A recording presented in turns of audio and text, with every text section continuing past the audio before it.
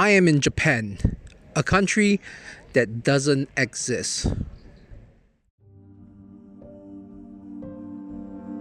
When my family asked me to go to Japan with them, I was hesitant, partly because I don't particularly like going on trips with my family since they are legendarily stressful, but also due to Japan being my Paris. It was a country of magic to me, and having a stressful family trip there was not what I would call fun. But I think while it was not the trip I wanted, it was what I needed to write this.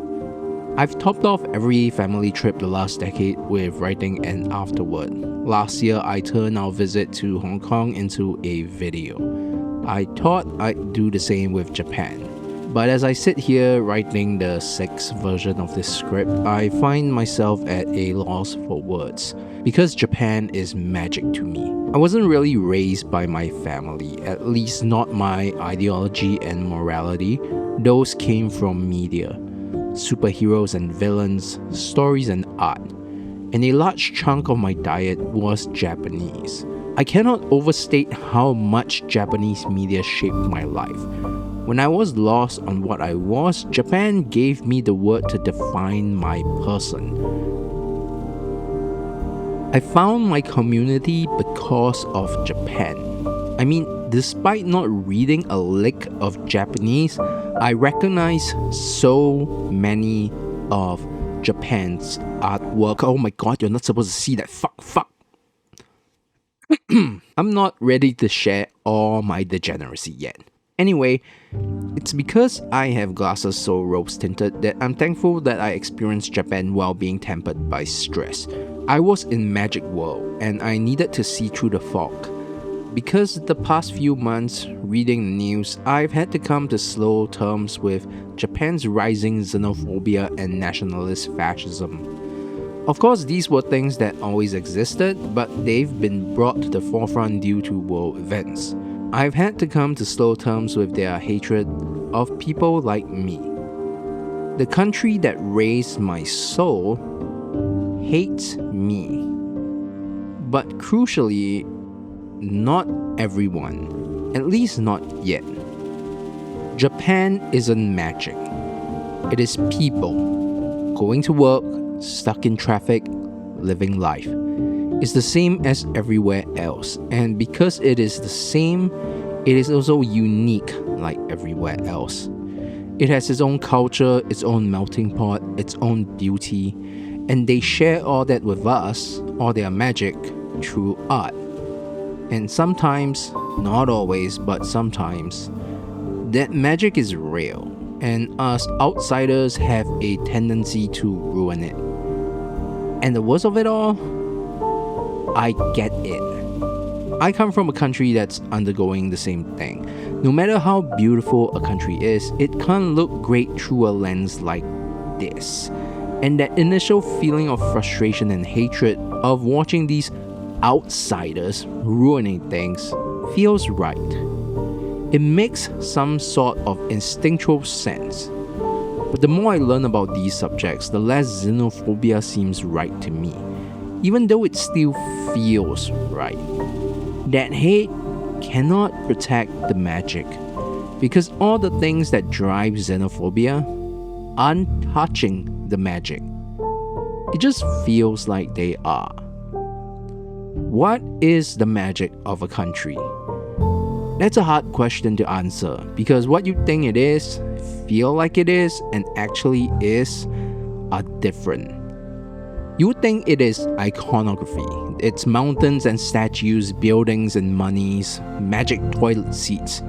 But what it feels like is its safety, economy, cleanliness, grocery prices. But what it actually is a little more complicated.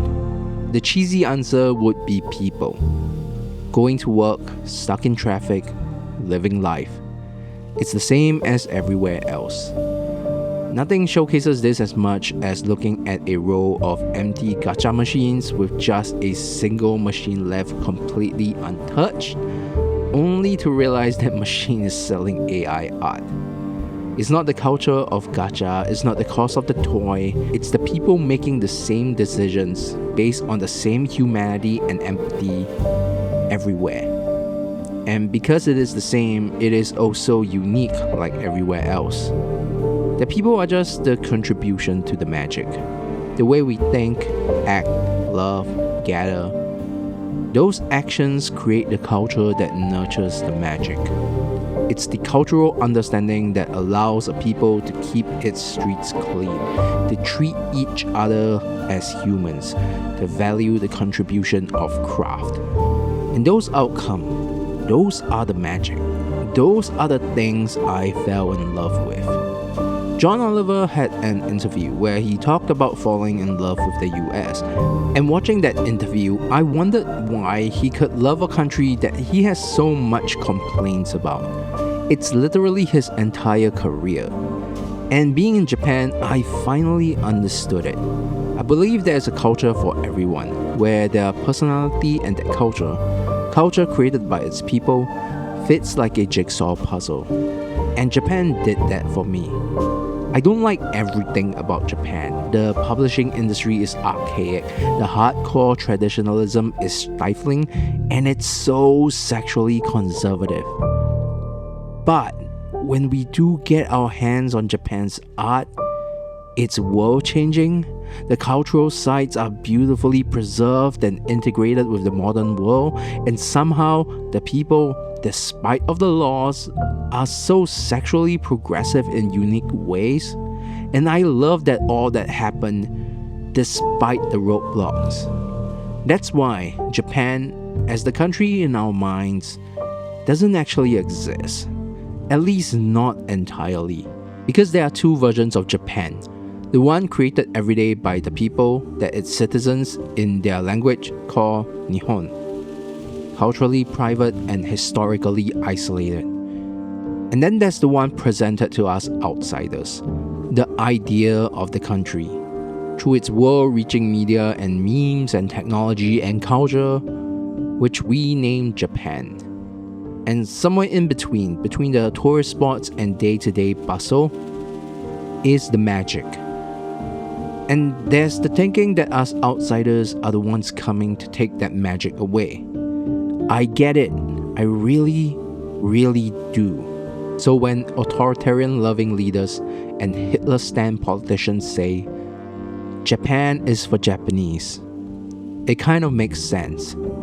Because truth be told, if I close my mind and just let my instincts guide me, that all makes sense. Things were good, then something changed, and the change that can be seen is other people coming in. Globalization. So, Occam's razor, that must be the reason why things are getting bad.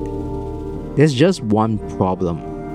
Japan has one of the lowest migration rate in the world. We're talking about a number less than 0.1% of the population. Many countries in the world has gone through this thought process, and every single one that chose the xenophobic, anti-immigration path failed or is failing. Because when we study the actual problems, when we look at the numbers, it's always been the same issue. It's late-stage capitalism, it's rich people getting richer, it's powerful madmen raging wars and close-minded old men clinging to political power. It was never the queers or the homeless or the sick.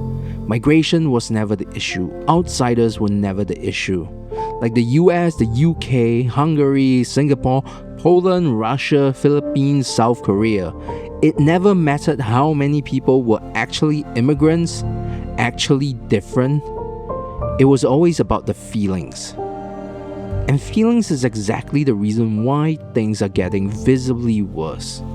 Because not all the people who are migrating to Japan love Japan. The same way not everyone who migrates to the US loves the US. Not everyone's a John Oliver. And it is not their fault. See, I love Japan. Japan is magic to me. Before going there, I brushed up on as much usable Japanese as I could. I had a list of common phrases on my phone that I could use. I watched videos on the culture, balanced my expectations, and learned how to fit in. Most of the time there, everyone thought I was Japanese. But my family didn't do all that because they didn't love Japan like I did. Or at the very least, they liked Japan, but not Nihon. It was Disneyland. That's just tourism. If a tourist respected a country, we see them as good tourists. If they don't, we see them as bad. And it's the same for migration. There are generally 3 types of people who migrate to a place. The ones that need to, and the ones that want to. If they want to go somewhere, it's because they have a choice. They like the place they are going to, and they can see themselves being a part of it. That requires money, safety, support. All the things that come with wealth and life stability to make a choice. We like to call these migrants good because they integrate into the society they move to. Call it choice or freedom or whatever you want, but we all know that it is just privilege. On the other hand, we have the migration we think are bad. People who don't actually want to be there, who'd rather be back in their home country because they can't see Japan as home. So they want to bring a little bit of their home with them. But they have to go there because the alternative is so much worse. Poverty, war, political asylum, life-ending stuff. They are there without choice, without privilege. Capitalism burying the poor, dictators murdering in wars, autocracy killing speech, and of course, finally, the people so rich, so wealthy, so out of touch that they treat the world as a toy, who treat Japan's magic as if it belonged to them. Rich assholes being rich assholes. And once you see that wider picture, you'll realize all the problems we use as excuses for xenophobia aren't caused by race, or poverty, or language, or the queers. It's just rich assholes. If we want to stop the kind of migrations we think are quote-unquote bad, we need to stop all those things at its root. Whether we like it or not, the world is already connected, and we have a responsibility to each other, if only with selfish reasons to make our own lives better. We need to make other parts of the world worth it to live in, so people can choose which part of the world they want to love. I'm not a nationalist. I don't believe in the concept of countries or borders or flags. But if you're someone who does, would you really want the country you love be built upon the idea of hating the weak, the different, the downtrodden, just because it feels right? Because at the end of it all, when I look at you, when I look at me, when I look at the idea of them, I see the same thing.